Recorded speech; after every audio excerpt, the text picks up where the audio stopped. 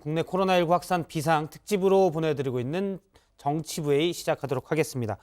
먼저 국내 코로나19 상황을 좀 짚어보도록 하겠습니다. 오늘 신규 확진자는 나흘째 100명 아래를 유지하고 있습니다. 하지만 집단 감염과 해외 유입 사례는 계속 늘고 있는데요.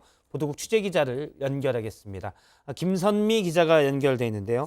자, 김선미 기자, 국내 코로나19 신규 확진자 수 오늘은 얼마나 늘었습니까? 네, 오늘 오전 0시 기준 누적 확진자 수는 8,413명입니다. 어제보다 93명 늘었습니다. 새로 확진 판정을 받은 인원이 나흘째 두 자릿수를 유지하고 있는데요. 하지만 최근 며칠 사이 소폭으로 증가하는 추세고 집단 감염 사례도 늘고 있어 긴장을 늦출 수는 없습니다. 중증 이상 단계 환자는 82명이고 이 중 기계, 호흡과 심폐기능을 의지해야 하는 위중 환자는 58명입니다. 최근 며칠간은 대구, 경북의 확산세가 좀 주춤하는 듯한 모습이었는데요. 오늘은 또 많이 늘었지요. 네, 대구와 경북에서 신규 확진자 55명이 나왔습니다. 최근 수도권보다 확진자 수가 더 적은 적도 있었는데요. 대구 한사랑 요양병원에서 집단 감염이 확인되면서 신규 확진자가 다시 대거 늘었습니다. 수도권에서는 21명이 새로 확진 판정을 받았습니다. 경기도 신규 확진자 15명 중 상당수는 성남시 은혜회관 교회와 관련돼 있습니다. 서울에선 구로 콜센터와 동대문구 동안교회, 인근 PC방과 관련된 확진자 등 5명이 늘었습니다. 보건당국은 최근 신규 환자의 5%가 해외에서 유입된 사례라고 설명했는데요. 정부는 내일부터 출발지에 상관없이 국내로 오는 모든 입국자에 대해 특별 입국 절차를 적용하기로 했습니다. 국내 코로나19 치명률, 그러니까 확진자 대비 사망자 비율이 처음으로 1%를 넘었지요. 네, 그렇습니다. 오늘 0시 기준 코로나19 관련 사망자 수는 3명이 늘어서 총 84명이 됐습니다. 전체 확진자 수 대비 사망자로 계산한 치명률은 어제 0.92%에서 오늘 1%로 높아졌습니다. 고령일수록 사망 위험도 큰데요. 80세 이상의 치명률은 10.84%로 전체 평균의 10배보다도 높습니다. 70대는 5.35%, 60대는 1.51%, 50대는 0.37% 순입니다. 분당 재생병원에서는 병원 내 집단 감염이 있었는데요. 병원장이 보건복지부 관계자들을 만난 적이 있다고요? 네, 분당 재생병원에서 신규 확진자가 3명 더 나왔습니다. 이 중엔 이영상 원장도 포함됐는데요.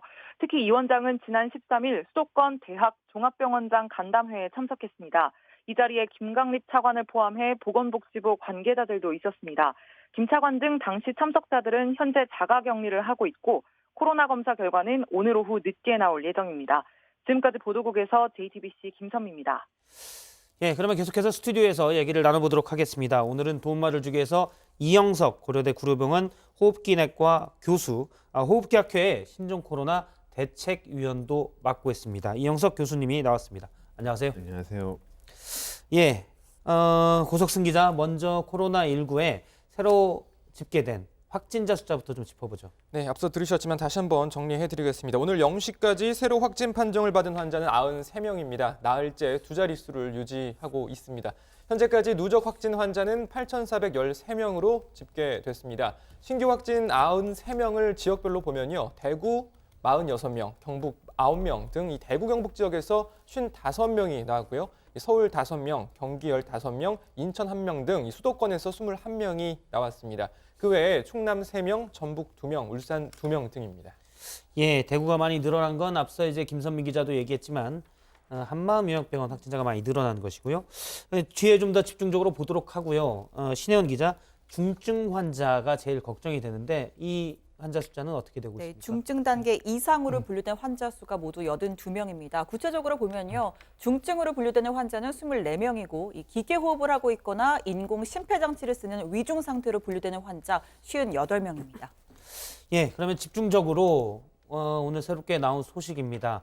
대구의 한 요양병원에서 75명이 확진을 받았습니다. 대구가 이제 신천지 교인들에 대한 전수조사가 마무리되면서 숫자가 많이 줄었었는데 요양병원에서 지금 집단 감염이 발생을 했는데요. 조익식 기자, 이 부분도 좀 짚어보죠. 네, 대구시 요양병원 5곳에서 새롭게 확진자 87명이 발생을 했습니다. 한사랑 요양병원에서 74명, 배성병원 7명, 수성요양병원 4명, 진명실보음과 CG노인병원에서 한 명씩의 확진자가 발생을 한 겁니다.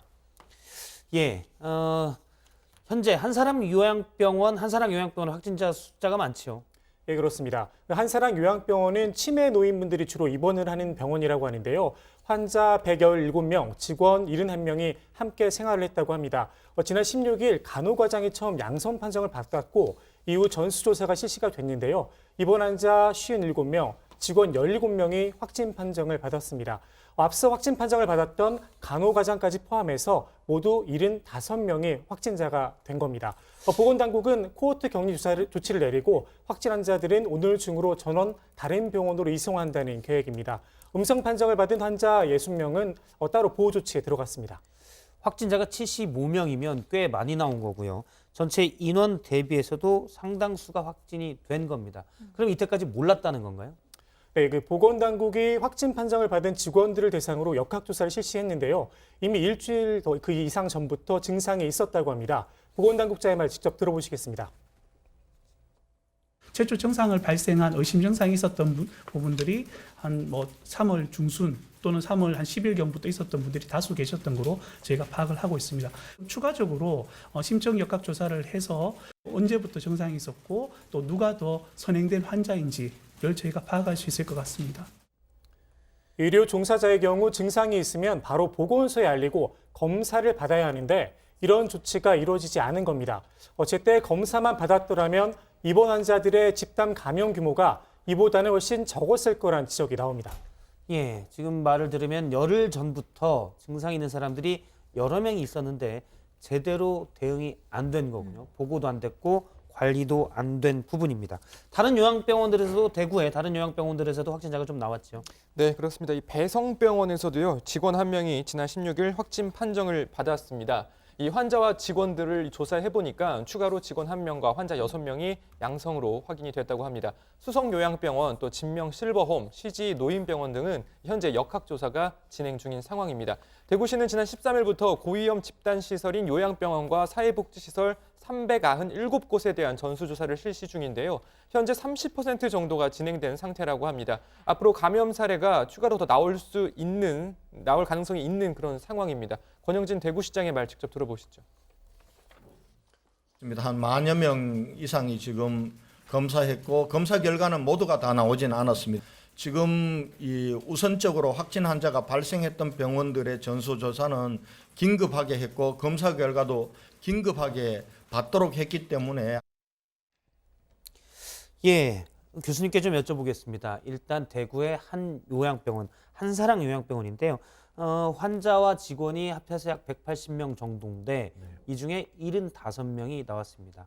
그러면 이전에도 충분히 증상을 알 수 있는 상황들이 여러 번 나왔지 않겠습니까? 네, 맞습니다. 이제 요양병원이 가장 취약한 시설 중에 하나인데요. 예. 이게 항상 증상이 있으면 그거에 대해서 즉각적으로 이제 검사를 할 수 있어야 되는데 대학병원 같은 경우는 바로 이제 검사를 병원 자체에서 이렇게 진행을 할 수 있는데 요양병원은 그런 시설들이 조금 부족하고요. 그러다 예. 보니까 만약에 의심되는 환자가 있으면 다른 병원으로 전원을 보낸다거나 아니면은 보건소에 요청을 해서 검사를 진행을 할 수밖에 없습니다. 근데 그런 관점에서 바라봤을 때는 요양병원이 취약할 수밖에 없고 이런 사태는 있을 수밖에 없다고 생각해서 예. 질병관리본부에서는 이런 요양병원에 대해서 앞으로 향후 어떻게 관리할지에 대해서 굉장히 고심을 많이 했었고 그거에 대해서 계속 이렇게 여러 가지 유관단체랑 같이 얘기를 하고 있다고 알고 있습니다. 예.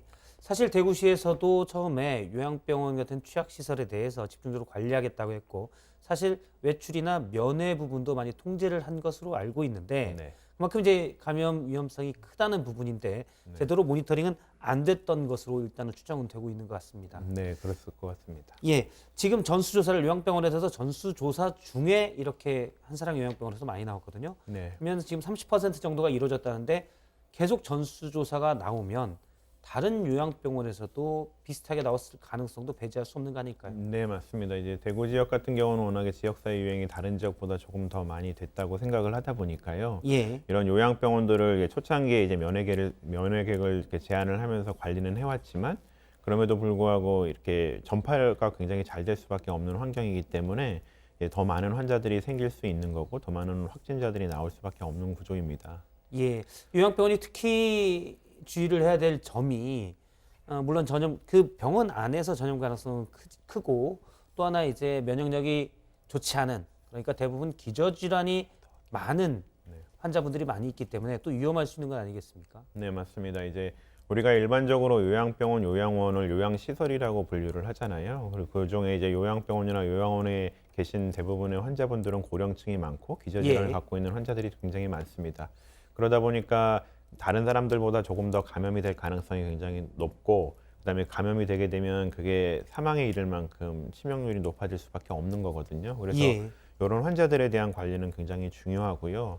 예, 요양병원 자체가 조금 이제 여러 가지 것들이 좀 미비한 게 이제 보통 의료기관으로 요양병원은 분류가 되긴 하지만 마스크 배급이나 이런 것들이 대학병원에 비해서는 조금 많이 떨어지거든요. 그러다 보니까 환자 전체가 마스크를 쓰고 있다거나 그런 일들이 쉽지가 않습니다. 그 환경 예. 자체는. 그러다 보니까 이제 면역력이 오거나 이게 다른 간병인이나 이런 다른 사람들로 인해서 감염될 가능성이 굉장히 높고 그래서 앞으로도 이 요양병원이나 요양원에 대한 관심은 굉장히 많이 가져야 될 것으로 생각합니다. 예, 특히 이제 지적하신 대로 요양병원에 계신 분이 환자가 확진이 된다면 중증 이상으로 발전될 가능성이 크기 때문에 네. 특별한 대책이 필요했는데 저희가 그래서 초반에도 요양병원을 많이 강조를 했었는데 네네. 일단 많이 나왔고요. 정부에서 특별히 주의를 기울이고 관심을 기울일 필요가 있는 것 같습니다.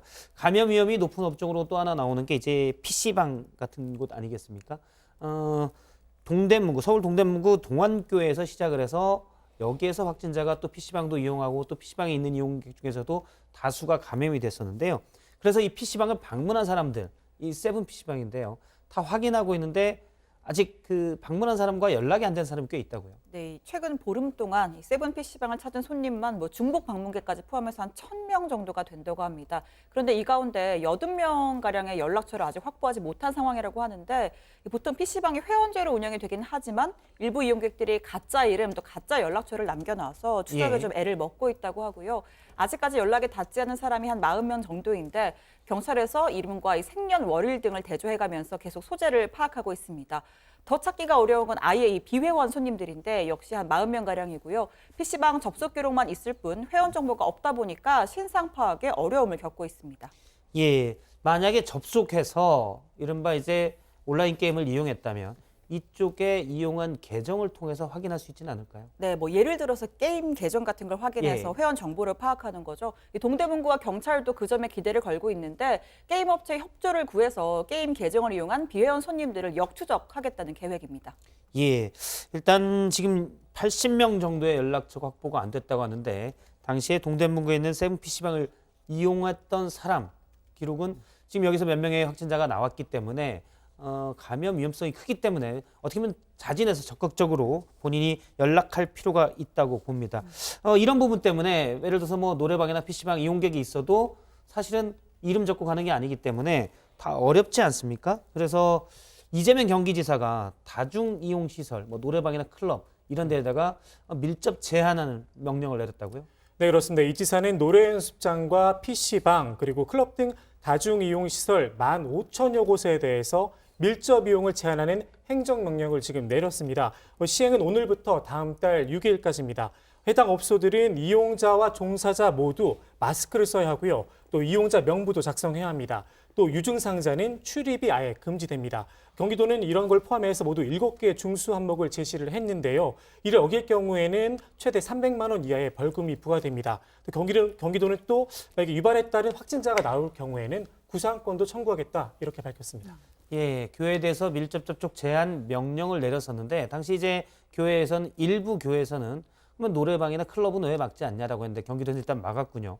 그러면 사실상 이용자 명부를 작성하고 들어갈 수 있다라고 하면 아마 많은 사람이 꺼리게 되고 사실상의 이제 영업에 대한 영업에 큰 차질이 있을 텐데 뭐 보상책 이런 부분은 없습니까? 아직 뭐 구체적인 보상책까지는 나오지 않았고요. 지금 현재 뭐 국회에서 뭐 기본소득을 예. 보존해 주자는 얘기들이 있으니까요. 그건 좀 정부 차원에서 좀 논의가 돼야 될 것 같습니다. 알겠습니다. 이 부분 여기까지 얘기를 하도록 하고요.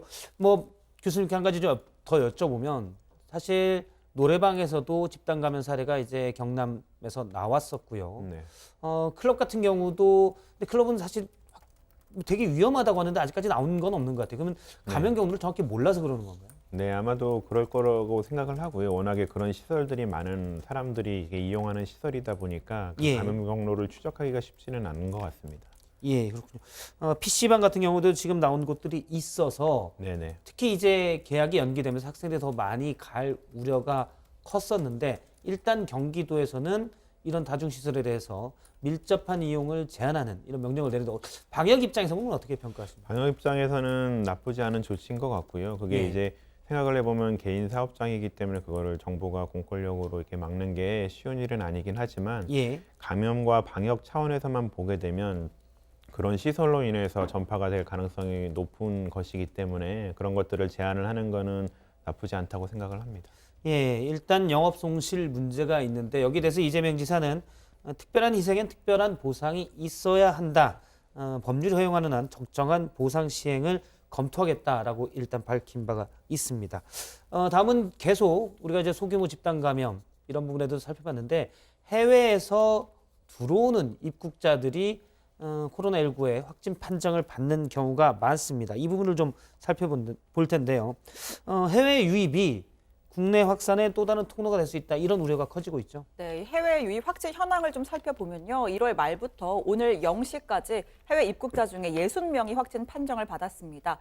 출발지를 기준으로 볼 때 중국에서 16명, 중국 외 아시아 지역에서 12명, 유럽에서 27명 등이 확진이 됐고요. 국적별로 보면 그러니까 내국인, 외국을 갔다 온 한국인이 47명, 외국인이 8명, 국적이 아직까지 확인되지 않은 숫자가 5명입니다. 이 내국인들은 해외 교민 생활을 하다가 귀국을 했거나 뭐 유학생 또는 해외 여행을 마치고 온 사람들이 대부분인데 특히 어제 오늘 서울에서 나온 신규 확진자 중에서 절반 이상이 유럽 등 해외를 다녀온 사람들입니다. 나머지는 뭐 구로 콜센터, 동대문구 PC방 등에서 나왔으니까 집단 감염 외에 신규 확진, 서울 지역 신규 확진 모두 해외 유입 사례인 겁니다. 정은경 질병관리본부장 설명 들어보시죠. 현재 이제 우리나라도 지금 최근에 그 발생한 신규 환자 중에 한 5% 가깝게 해외 유입 환자의 비중이 증가하고 있습니다. 그리고 이런 부분들은 이제 전 세계의 그 코로나19 유행이 확산되면 될수록 유입의 가능성도 굉장히 높아지고 있다고 판단합니다. 네, 구체적인 사례를 좀 보면요. 서울 영등포구 당산동에 사는 20대 대학생은 네덜란드에서 교환학생을 마치고 어제 오후에 입국을 했는데 인천공항 검역소에서 검사를 받고 오늘 오전에 확진 판정을 받았습니다. 또 여행객들 중에서는 서울 동작구에 사는 30대 남성 사례가 있는데 배우자와 열흘간 스페인을 다녀온 뒤에 증상이 나타나서 검사를 받았고 오늘 확진 판정을 받았습니다. 배우자도 결과를 기다리는 중이라고 합니다. 또 서울 송파구 마천동에 거주하고 있는 20대 여성은 영국에서 입국한 이후에 경기도 성남 분당에서 후에 확진 판정을 받았고 또 경기도 성남 분당에 거주하는 23살 대학생은 미국 뉴욕을 방문했다가 각각 또 확진 판정을 받았습니다. 프랑스를 다녀온 서울 마포구 공덕동에 거주 중인 20대 남성도 16일 입국 당시부터 증상을 느꼈고 어제 확진 판정을 받았다고 합니다. 예, 질병관리본부의 발표도 있었지만 확실히 확산세가 심한 유럽을 방문하고 온 사람들 중에 확진자가 많이 나오는 것 같습니다. 그다음이 중국 등등인데요. 일단 정부에서는 내일부터 해외에서 들어오는 모든 사람들에 대해서 특별 입국 절차를 적용을 하죠. 네, 그렇습니다. 정부는 내일 0시부터 국내에 입국하는 모든 내외국인을 대상으로 특별 입국 절차를 확대 적용하기로 했습니다. 하루 평균 입국자는 13,000명 정도인데요. 특별 입국 절차로 들어오는 입국자는 인후통과 발열 같은 코로나 의심 증상 여부를 건강상태 질문서에 기재를 하고요. 입국장에서 또 발열 검사를 받아야 합니다.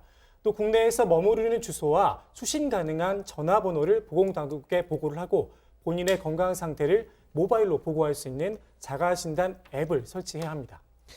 예, 이 부분 좀 짚어보도록 하겠습니다. 일단 자가진단 앱을 설치를 해서 네. 매일매일 입력을 해야 되고요. 증상이 있으면 바로 이제 선별진료소 같은 게 가게 되고 없으면 일단 뭐 없다는 걸 표시를 하게 될 텐데요. 네. 이걸로 충분하냐는 지적도 있습니다. 네. 그리고 이제 발열 검사를 하지만 일단 무증상 감염이 꽤 있는 것으로 나오고 증상 중에 발열이 없는 사람도 꽤 있다는 얘기가 있어서 네. 예, 과연 관리가 가능하겠냐는 지적도 있는데요. 그러니까 지금은 이제 우리가 되게 이 바이러스 자체가 워낙에 경증인 환자들이 되게 많고 거의 예. 증상을 본인이 못 느낄 정도로 적은 사람들이 굉장히 많거든요. 예. 그러다 보니까 그냥 증상만 갖고 뭔가를 판단을 하려는 것을 하면 안 될 것 같고요. 결국은 우리가 증상 발현까지 보통 이제 14일 이내에 증상은 발현된다고 돼 있기 때문에 그런 증상을 면밀히 좀 관찰할 필요가 있고 또 이런 환자들에 대해 이런 이 사람들에 대해서 이제 어떻게 관리를 해야 될지를 조금 많이 고민을 해볼 필요가 있을 것 같습니다. 예.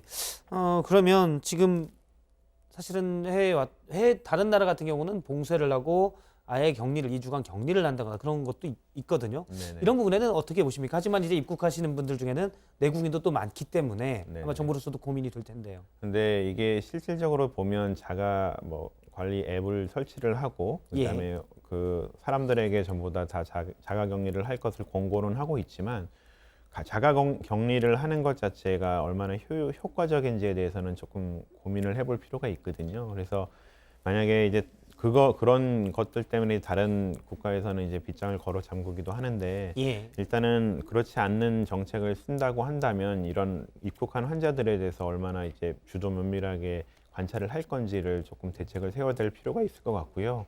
그리고 행정력이 가능하다고 그러면은 매일매일 방문을 한다거나 그래서 정말 이 분 자체가 자가 격리가 잘 되고 있는지를 확인하는 게 좀 중요할 것 같습니다. 그런데 지금 이제 매일 최근 기준으로 13,000명 정도가 입국을 하고 있기 때문에 네. 사실은 이 13,000명에 대해서 매일매일 모니터링 하기가 쉽지는 않는 거죠. 행정이 좀 적극적으로 해서 모니터링 하기는 지금 자원 분배상은 솔직히 좀 쉽지 않지 않습니까? 네, 맞습니다. 예. 그렇기 때문에 좀 정부에서 고민이 많으실 것 같긴 한데요. 결국은 이제 우리가 다른 나라처럼 빗장을 걸어 잠글지 말지에 대해서는 여러 가지 가능성이랑 여러 가지 것들을 좀 고민을 해볼 필요가 있고 예. 실질적으로 이제 감염병 차원에서만 보면 지금은 이제 대유행 팬데믹인 상태이기 때문에 그런 것 자체가 이게 실효성은 좀 적다고 얘기는 되고 있거든요. 어차피 예. 이제 우리나라 같은 경우는 지역사회 감염이 되고 있는 상태이기 때문에 더욱더 그런 거고요. 그래서 이런 것들에 대해서는 뭐 이제 정부 당국이나 여러 유관 기관에서 이렇게 상의를 해서 좀 결정을 하긴 하겠지만 지금은 이제 이런 자가 격리랑 이런 환자들을 이렇게 면밀히 관찰하는 것도 더 중요하긴 하지만 예. 그 외에 다른 이제 나빠지는 환자들에 대해서 관리를 하는 게 조금 더 중요할 것 같습니다. 예. 지금 말씀은 어차피 이제 우리가 전반적으로 방역 대책을 봉쇄에서 완화, 네. 그러니까 중증으로 발전하는 걸 막는 것으로 무게중심을 옮겼기 때문에 네. 해외에서 만약에 들어오는 유입 사람 한 명 한 명에 대해서 거기에 너무 영향을 집중하는 것은 뭐 지금의 자원 배분에 맞지 않을 수 있다라는 말씀이시죠. 네, 맞습니다. 알겠습니다.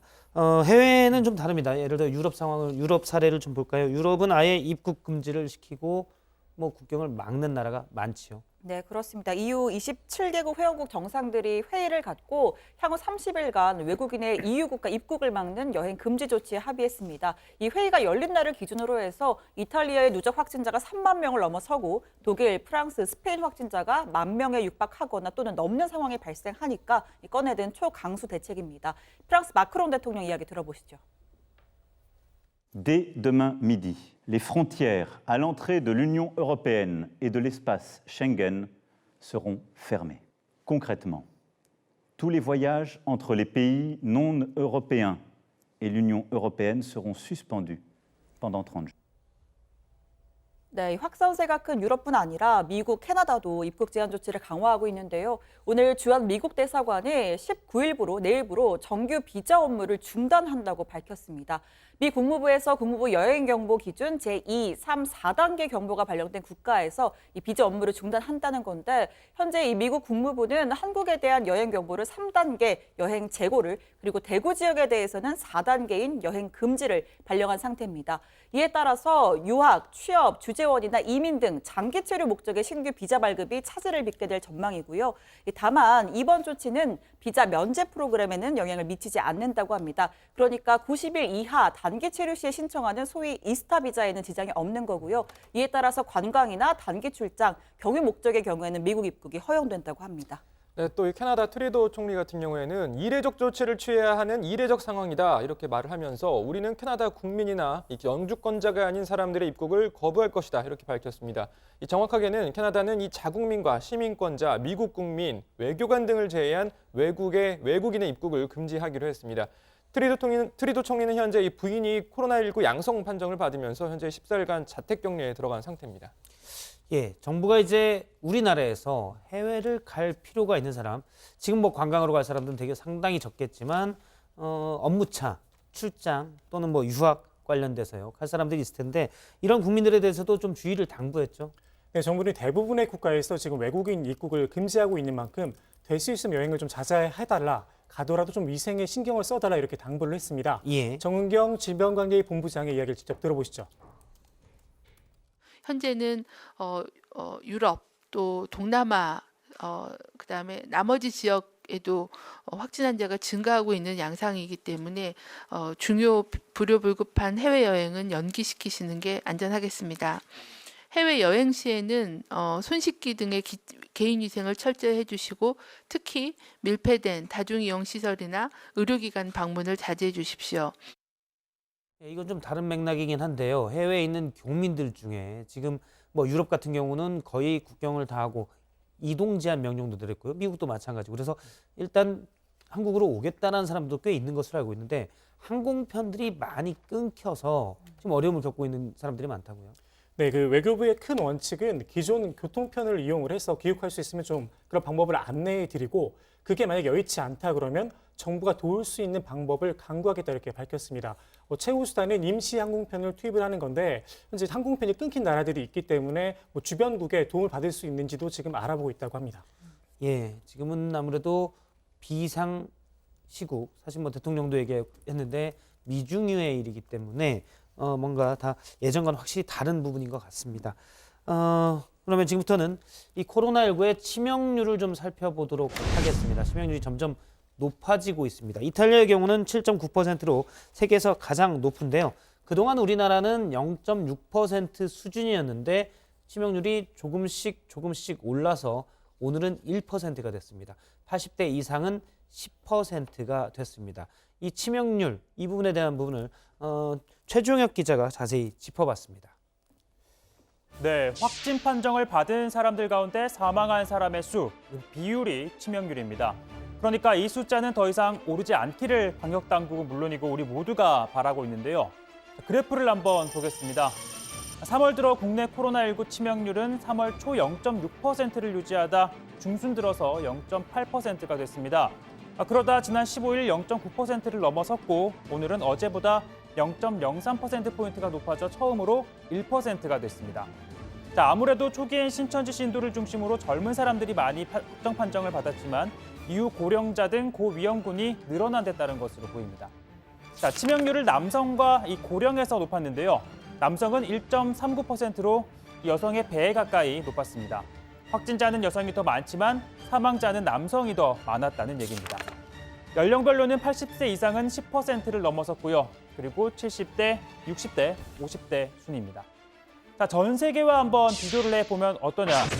세계보건기구가 집계한 현재까지 코로나19 세계 평균 치명률은 4.1%입니다. 과거 메르스나 사스보다는 확연하게 낮은 만큼 이들보다는 덜 위험하다고 볼 수 있습니다. 다만 0.1% 수준인 독감보다는 높은데요. 국가별 치명률을 비교해 보겠습니다. 코로나19가 처음 발생한 중국 우한은 5.8%, 그리고 중동에서 크게 확산 중인 이란은 6.1%입니다. 지금 도쿄올림픽 개최 여부에 촉각을 세우고 있는 일본은 2.3% 수준입니다. 유럽의 경우 국경을 봉쇄하고 공공시설 이용을 제한하는 등 강한 정책을 펼치고 있지만 걷잡을 수 없이 퍼지고 있죠. 스페인은 세계 평균보다 높습니다. 영국과 프랑스도 우리나라 수치보다 높죠. 특히 전 세계에서 가장 치명률이 높은 국가 이탈리아인데요. 7.9%로 한국보다는 약 8배가 높습니다. 그러다 보니 안타까운 소식도 있는데요. 한 이탈리아인이 자신의 소셜미디어에 올린 영상입니다. 1, 2, 3, 4, 5, 6,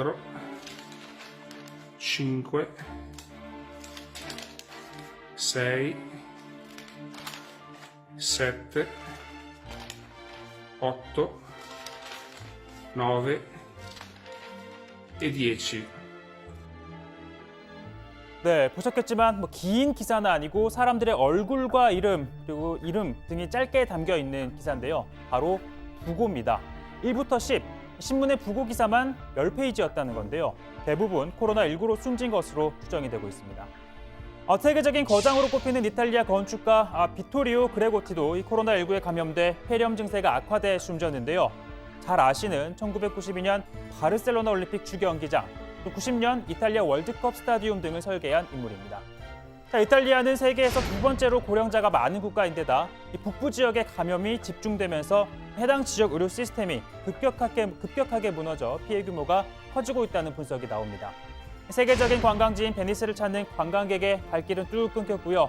이 물의 도시라는 이름이 무색할 정도로 수상 택시들은 멈춰섰고 이렇게 텅텅 비어 있습니다.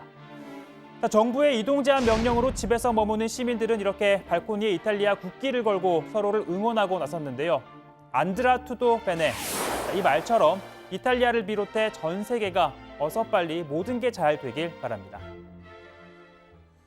예, 이탈리아의 10페이지에 달하는 신문의 부고 기사가 이번 코로나19가 얼마나 위험한지를 잘 보여주는 것 같고요.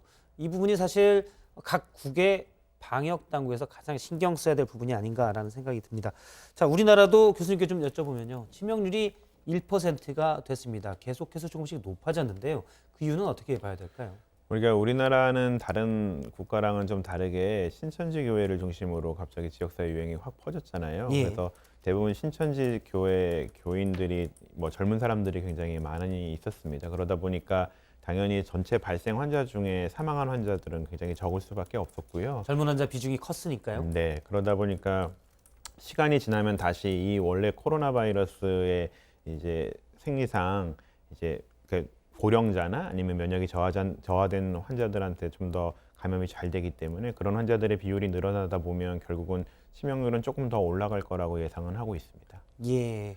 그러니까 처음에 우리나라가 좀 0.6%로 다른 나라보다 많이 낮았었는데 네. 그거는 이제 약간 특수한 상황, 신천지 교인들이 많았다는 거에 기인했을 가능성이 크다는 말씀이시군요. 네, 맞습니다. 예. 80대 이상은 치명률이 지금 우리나라가 10%가 됐습니다. 고령자에게는 너무 위험한 숫자인데요. 그렇지 않습니까? 이거 어떻게 보십니까? 워낙에 이제 모든 호흡기 바이러스가 이제 고령자한테 감염이 되게 되면 굉장히 빠른 속도로 급성 호흡곤란 증후군을 빠진다거나 여러 가지 합병증들이 생겨서 사망할 확률이 굉장히 높아지거든요. 예. 코로나19도 이와 비슷한 상황이라고 생각을 하고 있고요. 80세 이상의 고령자 분들은 이제 이런 바이러스에 감염이 되게 되면 굉장히 빠르게 진행할 가능성이 굉장히 많습니다. 그리고 일선 현장에서 얘기를 들어보면 우리가 이제 사회적 지지도 굉장히 중요한데 가족의 지지가 굉장히 중요하거든요. 근데 뭔가 이렇게 80세 이상의 노인분들이 병원에 입원을 하시게 되면 대부분의 가족분들이 또 환자분의 치료를 계속 유지를 하기를 원치 않는다거나 이런 것들도 있거든요. 그러다 보니까 예. 그런 것들이 이런 80세 이상의 노인분들에 의해서 치명률이 높은 거에 조금 더 기인하지 않는가 싶습니다. 이른바 상태가 너무 안 좋게 돼서 네. 연명치료 부분으로 갈 때는 또 가족들이 다른 선택을 그렇죠. 할 수도 있다는 말씀이시군요. 네, 조금 더 젊은 분들 같은 60대나 50대나 이런 분들 같은 경우는 연명치료 중단을 하는 경우가 굉장히 드문데 예. 80세 이상의 노인분들 같은 경우에는 가족분들이 연명치료 중단에 동의하는 경우가 굉장히 많거든요. 그러다 보니까 그런 것들이 이런 80대 이상의 노인분들의 치명률에 영향을 미치지 않았나 싶습니다. 예, 일단 치명률이 10% 상당히 높은데요. 일단 호흡기 질환, 이건 폐렴도 마찬가지입니다. 기존에 있던 폐렴도 고령자들에게는 특히 위험했던 병이니까요. 네. 이 고령자들이 특히 이 코로나19를 예방하는 방법, 이런 것들이 있다면 어떤 것들이 있을까요? 가장 중요한 거는 이제 그 감염이 될 수 있는 환경에 노출되지 않는 게 가장 중요합니다. 그러니까 말씀드린 것처럼 밀접 접촉이 일어날 수 있는 환경들은 가능하면 방문하지 않는 게 좋고요. 만약에 방문을 하게 된다고 하면 KF80 이상의 마스크를 잘 착용하는 게 좋습니다. 그리고 적절한 손 씻기와 사회적 거리 두기는 너무너무 중요한 거고요. 예. 그런 것들을 잘 지키고 또 증상이 발현이 되게 되면 굉장히 빠르게 이제 병원으로 이송을 하는 체계가 갖춰져야 되거든요. 이제 예. 그런 것들을 조금 정부 차원에서 조금 더 유연하게 이렇게 운영을 하면 조금 더 줄일 수 있지 않을까 싶습니다. 일단 우선 병상을 배정하는 부분이 네. 좀 필요하다는 지적이시군요. 네, 아직도 이제 현실에서 보면 여러 가지 지자체 간의 여러 가지 이제 이렇게 협조가 안 되는 부분이 너무 심하거든요. 그러다 예. 보니까 여전히 병상은 이제 경증 환자들로 채워지고 있고 정말 중증 환자들이 갈 수 있는 곳은 없는 상황이 되기도 하고 그러거든요. 그래서 그런 것들을 정부 차원에서 조금 조율을 해주는 게 굉장히 중요합니다.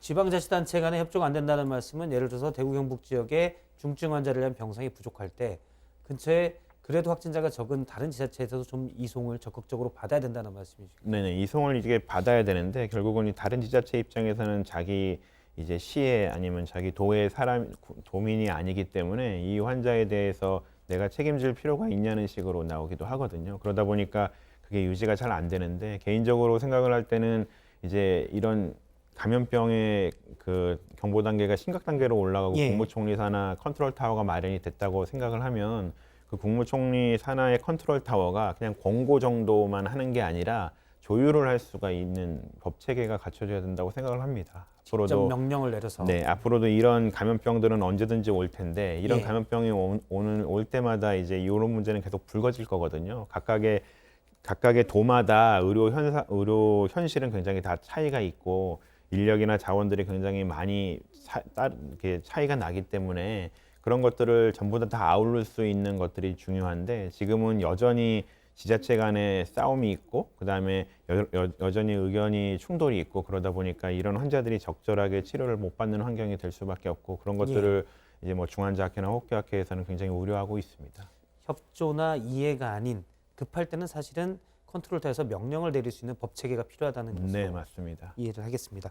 알겠습니다. 이 부분도 좀 살펴보도록 하겠습니다. 미국 국립보건원이 미국 대학 등과 연구를 했는데 코로나19 바이러스가 뭐 공기 중이나 또는 플라스틱 또는 철 이런 데 얼마나 생존할 수 있는지 이런 부분에 대해서 연구 결과가 나왔다고요? 네, 그렇습니다. 미국 국립보건원이 미국 질병통제예방센터 그리고 캘리포니아대 연구진 등과 같이 공동 연구를 해서 최근에 의학자료에 게재를 한 내용입니다. 코로나19 바이러스가 에어로졸 형태로 그러니까 공기 중에서 3시간 이상 생존했다고 합니다. 살아남은 바이러스는 12% 정도였다고 하는데요. 플라스틱이나 스테인리스 표면에서도 이틀에서 3일 정도 살아있는 경우가 있었고요. 포장재인 종이박스 위에서도 하루를 버텨냈다고 합니다. 다만 구리에서는 4시간만 생존한 것으로 알려졌습니다. 네, 이 바이러스가 기존 사스에 비해서 이 바이러스 자체적으로 특별히 전염 범위가 큰 이유는 알아내진 못했습니다. 다만 코로나19의 경우에는 증상이 없거나 증상이 나타나기 전에 바이러스를 퍼뜨리고 있어서 전염력이 더 큰 것으로 추정을 하고 있다고 합니다. 예. 만약에 증상이 심할 때만 바이러스를 전염시킬 수 있다면 증상이 심한 사람들은 사실은 이동이 별로 없기 때문에 네, 전염력을 스스로 떨어뜨리는 그런 게 되는데 이번 코로나19에는 무증상 감염이 좀 많다는 게 가장 위험한 것이 아닌가 이런 생각이 좀 듭니다. 네, 맞습니다. 예, 이 부분 좀 여쭤볼게요. 앞서 이제 미국 연구팀의 조사 결과인데요. 에어로졸로 꽤 오랫동안 3시간 이상 존재할 수 있다 바이러스가. 이것도 역시 그러면 좀 방역 대책이 바뀐다든지 그럴 필요성이 있는 부분인가요? 워낙에 이제 우리가 이제 이 바이러스가 워낙에 신규 바이러스다 보니까 이 바이러스에 대한 정확한 특성을 아직까지는 알지는 못하는데요. 예. 워낙에는 코로나19 자체는 비말 감염이 되는 거지 에어로졸로 감염될 가능성은 굉장히 적다고 생각을 합니다. 물론 이 논문에서는 그렇게 얘기를 하고 있지만 에어로졸 감염이 되기 위해서는 여러 가지 특수 환경들이 있어야 되는 거거든요. 그래서 그런 특수 환경 중에 가장 흔한 게 병원이고 병원 내에서는 그런 것들로 인해서 에어로졸 감염이 될 수 있기 때문에 그런 방역 체계를 갖추고 얘기를 하고는 있는데요. 지금 상태에서는 이 코로나19 자체가 그 비말 감염이 된다고 생각을 해야 되는 거고 이제 조금 차이는 각각의 물질에 따라서 바이러스 생존 환경이 조금씩 다르기 때문에 생존하는 시간이 조금 다르다는 데 있습니다. 그래서 우리가 이 상태에서 이 바이러스를 극복하기 위해서는 정말 손 씻기를 열심히 하는 수밖에 없거든요. 그래서 그런 것들을 좀 더 강조해야 되지 않을까 싶습니다. 일단 뭐 사물에 있어서 사물에 접촉했을 때 이 바이러스의 생존 시간이 다르다 이렇게 얘기하는데 그건 왜 그렇습니까? 바이러스의 무슨 뭐 특성과 연관이 있나요? 네, 그러니까 바이러스는 워낙에 건조하고 이제 차가운 그 온도에서 오랫동안 생존하는 걸로 되어 있는데요. 그러니까 바이러스가 생존하기 굉장히 좋은 환경들이 있습니다. 그게 각각의 사물에 따라서 조금씩 다른 거고요. 그러다 보니까 각각의 사물의 이제 접촉면에 있는 바이러스들의 생존 기간들이 조금씩 다른 것 같습니다. 예를 들어서 뭐 옷 같은 경우에는 섬유에는 바이러스가 그렇게 오래 묻어 있을 수가 없다는 얘기도 들은 것 같은데요. 네, 맞습니다. 이제 옷 같은 데는 이제 통기성도 있고 그러기 때문에 그런 것들이 제거될 가능성이 굉장히 많은 거고요. 여러 가지 표면이나 이런 것들에 따라서 조금씩 다르긴 한데 아직까지는 조금 더 경과를 봐야 되지 않을까 싶습니다. 예를 들어서 지금 이 조사는 플라스틱이나 스테인리스 표면 같은 데, 그러니까 딱딱한 표면에서는 꽤 오래 버티는 바이러스가 있다라는 건데요. 뭐 2일이나 3일까지도 버티는 게 있다고 하는데 네. 예를 들어서 전염 위험성에 대해서 이런 부분은 어떻습니까? 그러니까 여기에 바이러스가 이만큼 뭐 양으로 따진다면 예를 들어서 예를 들면 몇만 개가 있다가 많이 죽고 그래서 반감기라는 표현을 쓰던데요. 그다음에 이게 10%만 남았다. 그래도 전염 위험성은 똑같은 건가요? 네, 전염 위험성은 있는 거고요. 그렇기 네. 때문에 철저한 손 씻기가 굉장히 중요합니다. 우리가 어떤 딱딱한 표면이기 때문에 더 오래 살고 이런 것 같지는 않고요. 결국은 각각의 재질에 따라서 그 표면 온도 같은 게 좀 차이가 있을 수 있고 그리고 표면 상태 같은 게 좀 차이가 있을 수 있기 때문에 그것 때문에 바이러스가 생존 시간이 좀 달라지는 것 같고요. 어찌됐건 바이러스가 생존하고 있다라는 거는 그 바이러스를 손에 접촉하고 이제 점막에 댔을 때 감염될 가능성이 있다는 거라서 이제 앞으로도 계속 손 씻기는 계속 강조돼야 될 것 같습니다. 역시 가장 중요한 건 손 씻기다. 네, 이런 맞습니다. 표면에도 바이러스가 다 묻어서 네. 몇 시간 생존할 수가 있으니까요. 네, 맞습니다. 알겠습니다. 그럼 지금부터는 일본 상황을 좀 알아보도록 하겠습니다. 일본은 처음부터 확진자가 좀 나왔었는데 확진자 증가 속도가 미국이나 유럽 그리고 한때 우리나라에 비해서도 훨씬 느립니다. 그래서 그 이유가 뭔지 이 부분을 좀 짚어보도록 하겠습니다. 물론 이제 일단 일본의 대응이 소극적이기 때문에 검사도 적고 그래서 확진자가 적다 이런 얘기도 있던데요. 일본의 확진자 현황부터 고석승 기자가 좀 정리를 해볼까요? 네, 일본 NHK 방송이 보도에 따르면 현재까지 일본의 누적 확진 환자는 오늘 낮 기준으로 1,594명입니다. 일본은 국내 확진 환자 또 전 세계 귀국 확진 환자를 포함해서 882명 그리고 다이아몬드 프린세스호 확진 환자 712명을 더한 숫자입니다. 현재까지 코로나19 사망자는요, 이 다이아몬드 프린세스호 사망자 7명을 포함해서 모두 36명으로 집계되고 있습니다.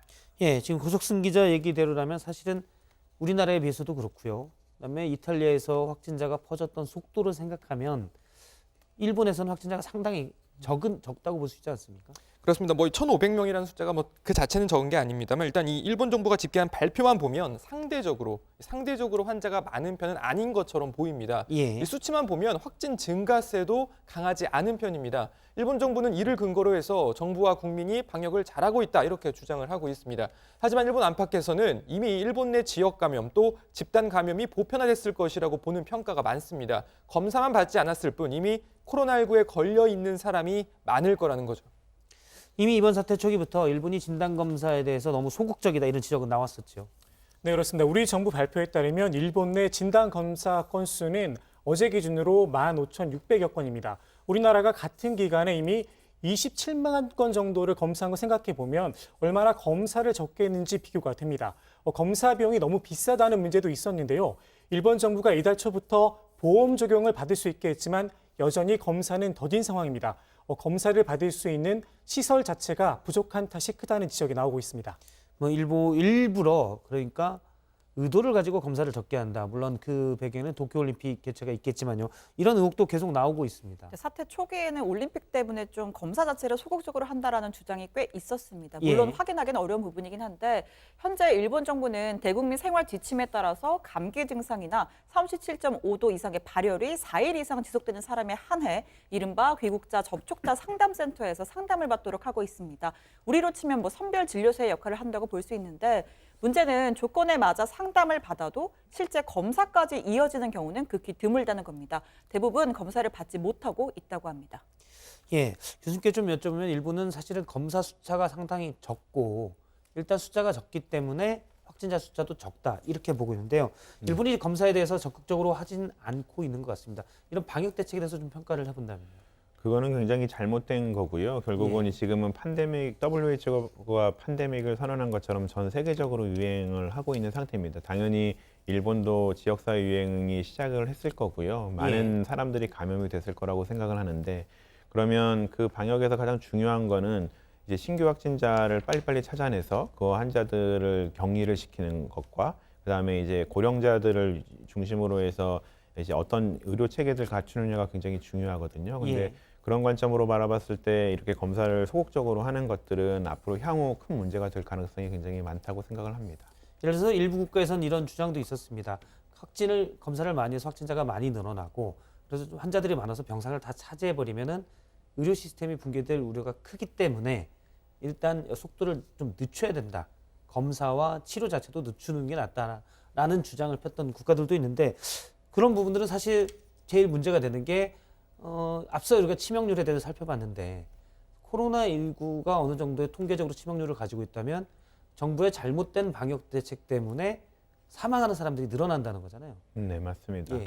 그러니까 중요한 거는 뭐냐면 우리가 이제 환자를 빨리 발견을 해야 되는 이유가 이걸로 인해서 사망하는 환자가 있기 때문이거든요. 그래서 예. 그런 것들에 대해서 좀 관리가 필요한데 지금 이렇게 여러 국가에서 얘기를 하는 건 뭐 영국 같은 경우에는 아예 뭐 전 국민의 60%가 감염될 때까지 기다리겠다는 식으로 말을 했었잖아요. 말을 했었죠. 예. 그러니까 그런 것들은 굉장히 위험할 수 있는 겁니다. 그러니까 사망자들은 그냥 전부 다 포기하고 살아야 남은 사람들만 챙기겠다는 의미밖에 안 되는 거거든요. 그래서 개인적으로는 그거는 지금 지역사회 유행이 있는 상태에서는 굉장히 잘못되지 않았나 싶습니다. 예. 그럼 뭐 고령자들, 특히 이제 어떻게 보면 사망자들의 인권에 관련된 문제이기 때문에 네. 그런데 일부에서는 이런 의문도 제기합니다. 일본이 지금 제대로 대응하지 않고 소극적으로 진단 검사를 해서 확진자를 판별하고 그렇다면은 그런데 그것과 상관없이 실질적으로는 지역 사회에 코로나19 확진자들이 많아진다면 감염자들이 많아진다면 사망자도 많이 늘어날 것 아니냐. 네, 맞습니다. 근데 이런 네. 것들이 지금 일본 통계는 잡히지 않으니까요. 그거는 이제 결국은 이제 검사를 하지 않으면 그게 코로나로 사망을 한 건지 아니면 예. 다른 병으로 사망한 건지를 알 수가 없는 거잖아요. 그러니까 지금처럼 이렇게 소극적으로 대응을 하다 보면 코로나19의 지역사회 유행 때문에 사망하는 환자들이 많이 늘어날 수 있는데 예. 그거는 통계는 절대 잡힐 수가 없는 거고 다른 이유로 인해서 사망한 것처럼 나올 수밖에 없거든요. 대부분 코로나19 같은 경우는 이제 조금 지나게 되면 이제 바이러스 폐렴으로 진행이 되고 그 바이러스 폐렴이 결국 급성 호흡곤란 증후군으로 진행을 한 다음에 사망을 하게 되는데 그렇게 되게 되면 사망 진단서에 나오는 거는 그냥 폐렴일 수밖에 없는 겁니다. 그게 예. 코로나19 폐렴인지 아니면 다른 문제로 생긴 폐렴인지를 아무도 감별할 수가 없는 거죠. 그러니까 당연히 이제 일본 통계에서는 치명률이 이렇게 그러니까 환자가 사망을 한다고 해도 그 환자가 잡히지 않을 가능성이 높은데 그거는 그냥 눈 가리고 아웅하는 거지 그게 없다고 볼 수는 없는 거거든요. 그래서 우리나라처럼 그걸 좀 봐야 될것 사회라도 같습니다. 검사를 하지 않으면 네. 이분이 코로나19 바이러스 사망자인지 네. 아니면 이 기존에도 있었던 폐렴 사망자인지를 확인할 방법은 없는 거군요. 네, 맞습니다. 그게 예. 왜 그렇게 정책을 세웠는지는 잘 모르겠으나 그거는 뭐 일본 정부의 속내를 알 수는 없잖아요. 근데 예. 그냥 감염병의 관리 차원에서만 보면 굉장히 잘못된 방법이라고 생각을 합니다. 코로나19를 계속해서 막아내면 사망하지 않았을 네, 확산되지 않아서 사망하지 않았을 사망자들이 결국은 생길 수밖에 없는 네, 방역 맞습니다. 대책이군요. 네. 알겠습니다. 사실 큰 틀에서 보면 지금의 일본과 비슷한 정책을 방역 대책을 세웠던 나라가 있죠. 앞서 교수님도 지적을 했는데 바로 영국입니다. 그런데 영국이 최근에 뭐 입장을 좀 바꾼 것 같아요. 영국 상황 정리해 보죠. 예, 우선 보리스 존슨 영국 총리의 지난 12일 대국민 담화 내용부터 먼저 들어보시죠. Many more families are going to lose loved ones before their time. This is now not just an attempt to contain the disease as far as possible, but to delay its spread and thereby minimize the suffering. We are not, repeat not, closing schools now. The scientific advice is that this could do more harm than good at this time. But of course, we're keeping this under review, and this, again, may change as the disease spreads. Schools should only close if they are specifically advised to do so. 그러니까 바이러스 확산을 막지 못하니 집에 머무르면서 확산을 지연시키는 게 최선이란 말입니다. 코로나19에 백기투항을 하는 듯한 느낌도 좀 드는데요. 영국 정부는 이 같은 전략을 집단 면역 정책이라고 소개했습니다. 자세히 설명을 드리면 집단 내 대부분의 사람이 특정 질병에 걸리고 이에 따라 해당 질병에 면역력을 가진 사람들이 많아지면 집단 전체가 저항력이 커진다는 겁니다. 이에 따라 영국은 다른 유럽 국가와 달리 식당 등 휴업이나 초중고등학교에 휴교령도 내리지 않았습니다. 이걸 보고 일부에서는 그 20세기 초반에 5천만 명이 죽었던 스페인 독감 사태가 떠오른다 이렇게 비판하기도 했습니다. 예. 네, 이렇게 뭐 많이 걸려서 이겨내자라고 소위 주장을 했던 영국이 불과 며칠 만에 전략을 또 바꿨는데요. 이 보리스 총리가 그제 기자회견에서는 이렇게 이야기했습니다. 불필요한 이동과 여행을 중단하고 앞으로 이 술집과 클럽, 극장을 비롯한 각종 공연장의 출입도 피하라라고 했습니다. 영국 정부가 이렇게 며칠 만에 전략을 바꾼 건 전문가들이 영국 내 확진 환자가 급증할 수 있고 사망자도 최대 26만 명에 이를 수 있다라는 시나리오를 제시하는 등 이 소위 집단 면역 정책에 소용이 없을 거란 분석을 잇따라 내놓았기 때문이라고 하고요. 그리고 조금 전에 외교부에서 예. 좀 속보가 들어와서 소개를 해드리려고 합니다. 외교부가 내일부로 전 세계 전 국가 지역에 여행 경보 1단계, 그러니까 여행 유의를 발령하기로 했습니다. 우리 정부의 특별 입국 절차가 전 세계 입국자에 대해서 확대 적용되는 상황을 감안한 거라고 설명했고요. 한마디로 전 세계 어디든 여행을 가지 말라고 권고를 하는 겁니다. 이렇게 외교부가 전 세계를 대상으로 여행 경보를 발령한 건 전례 없는 일인데요. 이 정부가 운영하는 여행 경보, 이 남색 1단계 여행 유의, 그다음 황색 여행 자제, 적색 철수 권고, 흑색 여행 금지 이렇게 4단계로 나눠져 있는데 예. 앞서 외교부는 지난 16일에 서유럽 및 중유럽 지역에 대해서는 여행 경보 2단계 자제를 또 발령한 바가 있었습니다. 예. 전 세계의 여행을 일단 좀 이왕이면 가지 말라 권고하는 조치가 조금 전 외교부에서 내려졌습니다. 교수님께 한 가지만 좀 여쭤보겠습니다. 영국 같은 경우 지금 얘기를 들어보면 보리스 총리가 상당히 이제 좀 만나지 마라라고 얘기했는데요. 예전에 사실 이탈리아도 초반에 굳이 확진할 필요가 없다고 하다가 지금 확진자 급증세로 갔고요. 그래서 일부에서는 초기에 대응을 잘못했기 때문에 이미 지역사회에 많이 감염자가 늘어난 뒤에 대책이 필요하다 보니까 더 늦었다 이런 지적도 있었습니다. 네, 영국도 그럴 수가 있는 겁니까? 네, 맞습니다. 이게 코로나19 자체가 워낙에 감염력이 굉장히 높고 지역사회 유행이 되게 되면 굉장히 많은 사람들에게 감염을 시킬 수 있는 바이러스임에도 불구하고 예. 아마도 영국 정부나 아니면 다른 정부들은 이 바이러스가 크게 그렇게 감염이 되지는 않을 거라고 잘못 판단을 한 것 같습니다. 그래서 아마 그런 초기의 방역 정책의 실패에 의해서 지금은 지역사회 유행이 굉장히 많이 됐을 거라고 생각을 하고요. 아마도 지역사회 유행이 되고 나는 상황에서는 굉장히 많은 사람들이 생길 수 그러니까 사망자가 생길 수 있거든요. 그래서 치명률이 높아질 거로 예상을 하게 되니까 다시 이렇게 정책을 바꾼 게 아닌가 싶습니다. 예, 일단 대부분의 국가에서는 우리나라가 했던 방식 최대한 빠르게 또 많은 사람들을 진단해서 격리하고 또 중증 환자들에 대한 치료를 집중하는 방식을 지금 채택을 하고 있습니다. 예, 교수님 말씀 여기까지 듣도록 하고요. 고맙습니다. 네, 감사합니다. 예, 계속해서 얘기를 이어나가도록 하겠습니다. 코로나 사태로 사실 전 세계가 전시를 방불하는 비상 상황입니다. 그런데 이 와중에 G2, 그러니까 세계의 두 양대 강대국이라고 불렸던 미국과 중국이 서로 코로나19는 니 탓이다 이런 공방을 벌이고 있습니다. 조익신 반장 이것부터 좀 짚어볼까요? 네, 코로나 사태의 발원지가 어디냐, 명칭이 뭐냐를 두고 두 나라가 좀 시끄럽게 싸우고 있습니다. 최근 트럼프 미국 대통령은 코로나19를 차이니즈 바이러스, 그러니까 중국산 바이러스라고 표현을 했는데요. 이를 놓고 중국 측이 반발하면서 사태가 커졌습니다.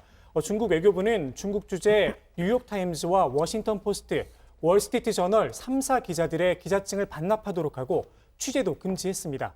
중국 측은 미국이 자국 기자들을 탄압했다는 이유를 댔지만 중국 소식을 미국에 전하는 창구 역할을 하는 기자들을 보복 표적으로 삼았다는 평가가 나옵니다.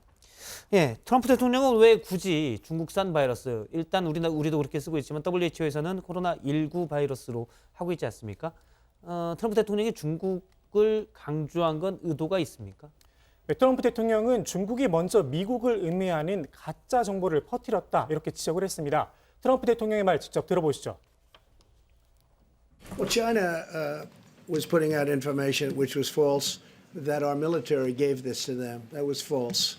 And rather than having an argument, I said, I have to call it where it came from. It did come from China.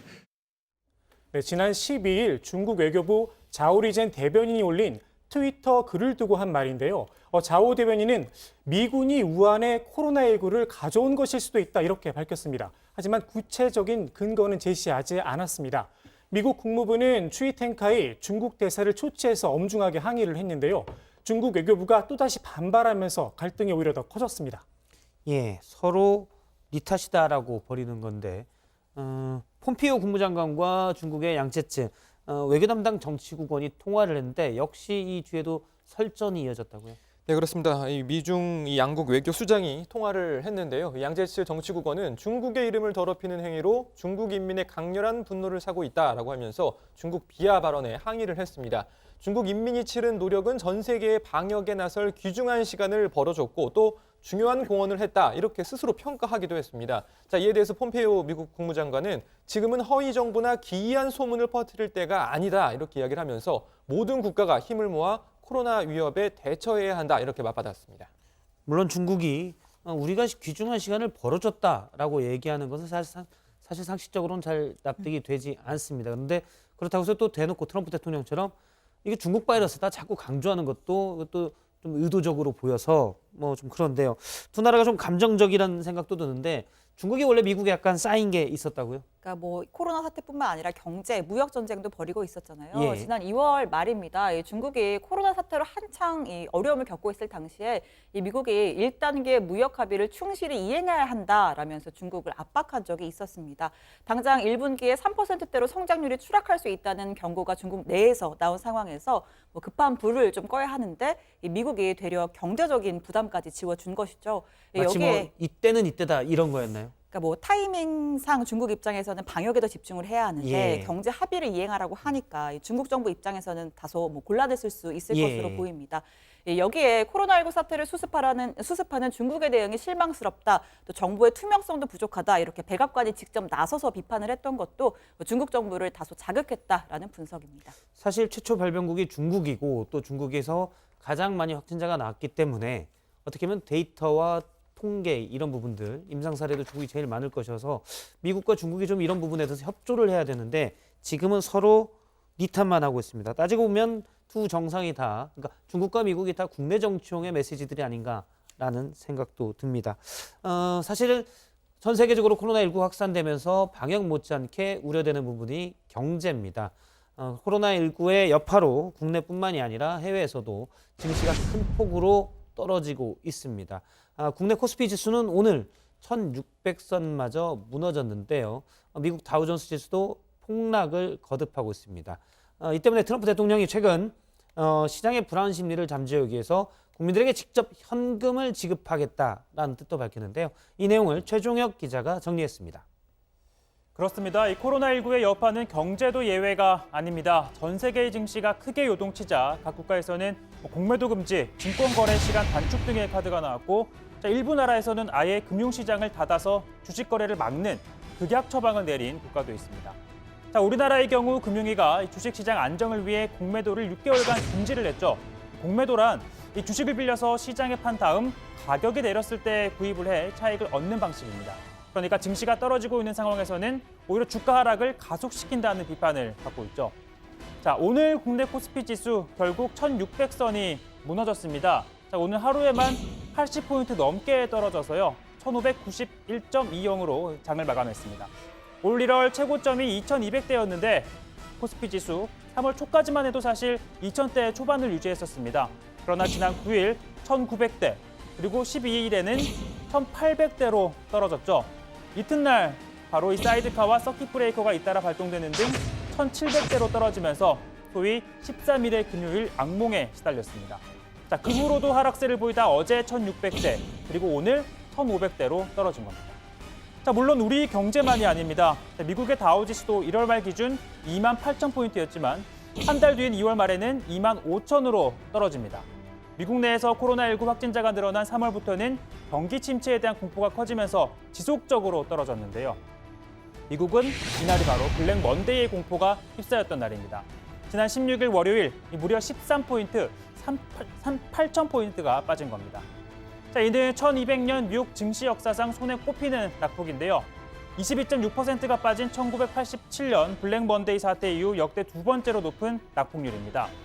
1929년 대공황 당시의 하루 최대 하락률 12.82%보다 높았는데요.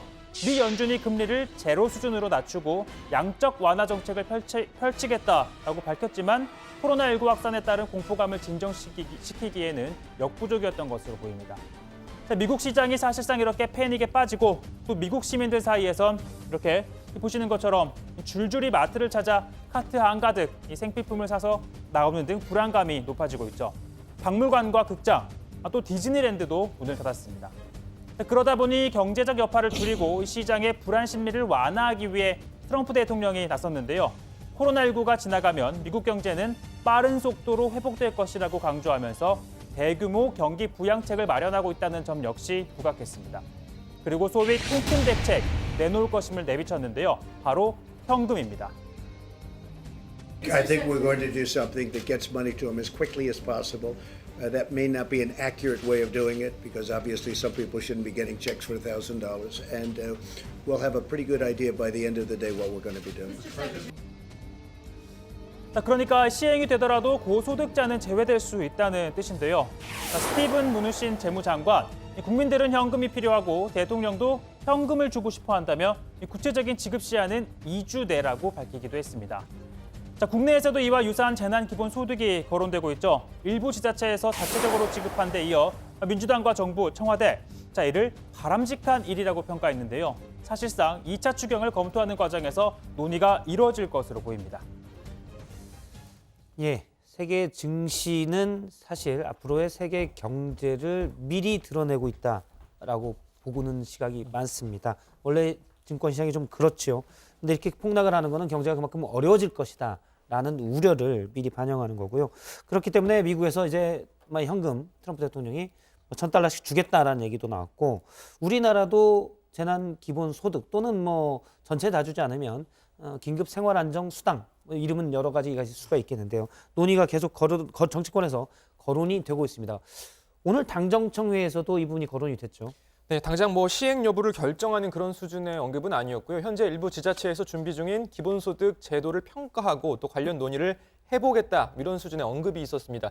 민주당 이낙연 코로나19 국난극복위원장은 지자체가 하는 것이 중앙정부가 준비하는 데 필요한 시범 실시 과정의 의미도 있다라고 하면서 그런 점에서 지자체의 결단에 대해 환영하며 내일 대통령 주재 비상경제회의가 열리면 거기서 많은 논의가 이루어지고 결정이 나오길 기대한다, 이렇게 밝혔습니다.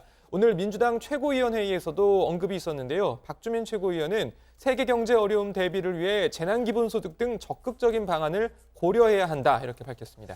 예, 일단 여당은 재난기본소득이든 또는 수당 형태든 현금 지원을 고려하는 것 같은데요. 정부 입장 볼까요? 최종혁 반장. 네, 정부는 일단 전 국민에게 전부 다 주는 현금 지원에 대해서는 신중한 분위기입니다. 이 재난기본소득을 지급하기 위해서는 당연히 많은 예산이 필요하겠죠. 그만큼 경제적인 효과 등을 철저히 따져보겠다라는 건데요. 홍남기 경제부총리 어제 국회 기재위에 출석을 했습니다. 재난기본소득을 전 국민을 대상으로 주는 게 효율성이 있는지 짚어봐야 하고, 이 재원 문제도 고민하지 않을 수 없다며 이 재원의 한계성도 있고 국민의 공감대도 중요하다라는 입장을 밝혔습니다. 예, 일단 기획재정부 입장은 계속 어떤 재원 그리고 효율적인 재정 문제에 대해서 언급하는 분위기입니다. 지금 당정에서 2차 추경 얘기도 나오는데요. 1차 추경을 첫 번째 추경이죠. 제일 먼저 주장했던 정치인이 있습니다. 그리고 이제 여당 의원이지만 첫 추경이 너무 규모가 적다라고 지적했던 사람인데요. 김부겸 민주당 의원을 연결해서 얘기를 좀 들어보도록 하겠습니다. 나와 계시죠? 네, 안녕하십니까. 김부겸입니다. 예, 안녕하십니까. 예, 오늘 이 소식부터 좀 여쭤보죠. 대구에 계시니까요. 일단 오늘 대구에서 또 한 요양원에서 대규모로 집단 감염이 나와서 걱정이 좀 크실 것 같습니다. 네, 그렇습니다. 그동안 좀 일일 확진자 증가 수가 계속 이제 줄고 있었거든요. 예. 그런데 이제 오늘 고위험군 시설이죠. 요양병원, 사회복지시설 등 이걸 전수조사하는 과정에서 예. 요양병원 5군데에서 확진자 87분이 발생했습니다. 그래서 지금 우려가 많이 되고요. 특히 이 전수조사가 지금 30% 정도 진척된 상황이거든요. 예. 그러면 확진자가 계속 늘어날 전망이 있잖아요. 예. 그래서 방역당국과 시민들이 모두 다 걱정을 하고 있습니다. 예, 앞서 저희도 스튜디오에서 얘기했지만 요양병원에 계신 분들이 면역력이 떨어지기 때문에 속도를 좀 높여서 확진자가 나오는 건 사실은 기존에 감염이 된 사람을 찾아내는 일이기 때문에 이 조사가 좀 빨리 돼야 된다라는 지적들이 많이 있습니다. 예, 그리고 또 이분들이 기저질환이 있기 때문에 이 진행이 빠를 수가 있거든요. 예, 그렇죠. 알겠습니다. 네. 추경 얘기를 잠깐 여쭤보도록 하겠습니다.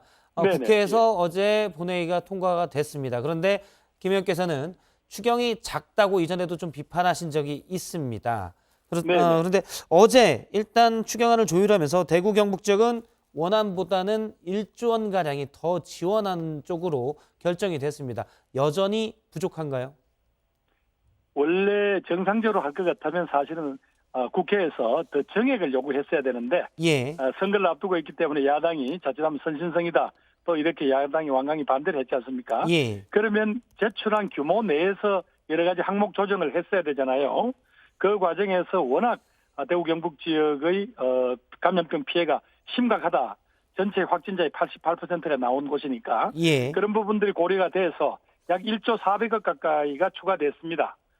여러 가지 중에서 이제 전체 배정된 것까지 합치면 전체 예. 규모 중에서 아마 대구 경북 쪽에 약 한 2조 3, 4천억 정도가 배정이 될 것 같습니다. 예. 그중에서는 이제 제일 눈에 띄는 게 재난대책비로 4천억이 들어갔어요.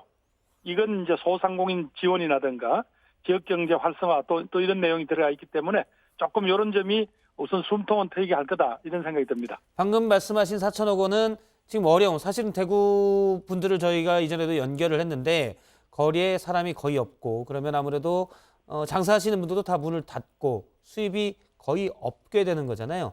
이 4천억 원 그렇죠. 정도는 이분들은 장사가 되든 안 되든 인건비라든가 임대료 고정 비용이 나가지요. 예. 그래 이런 분들이 한 이렇게 두세 달 이렇게 주름살이 계속 가버리면 사실은 문 닫는 가게들이 막 나오겠죠. 예. 예, 그래서 이런 금액은 그러면 직접 지원을 되는 건가요? 그래서 이제 어제 피해 점포 회복 지원이라는 항목에 약 2,300억 가까이가 정액이 됐어요. 예. 그래서 이제 소상공인 9만 개소를 피해 정도에 따라서 100만, 200만, 300만 지원한다 이렇게 돼 있으니까 아마 이 부분들에 대해서도 아까 직접 지원이 될 것 같고요. 예. 소상공인들 전기료 감면 한 700억, 저소득층 건강보험료 감면 한 400억 등이 신설되었습니다. 예, 일단 지원 부분이 좀 있고 대부분은 또 감면이 많다고 들었었습니다. 자, 그런데 일단 1차 추경이 의결이 됐고 이제 집행이 될 텐데요. 곧 2차 추경이 필요하다고 보십니까?